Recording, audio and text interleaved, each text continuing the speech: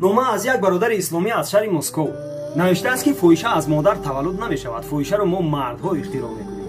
духтари ғариберо ки дидем аз ғарибиаш сӯистифода карда ба иззаташ хиёнат мекунем ва исмашро мегузорем фоҳиша.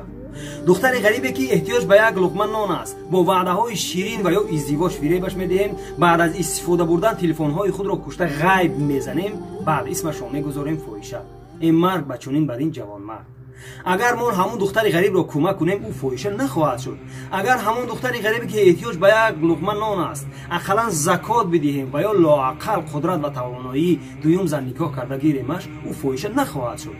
агар мо модару хоҳар, зану духтарҳои худро мадди назар дошта бошем, ҳеҷ як хонуми мусалмоне фоҳиша нахоҳад шуд. ва хеле агарҳои дигар, лекин як нуқта бас аст, агар шуъур аст. аҷаб номаи нанговаре.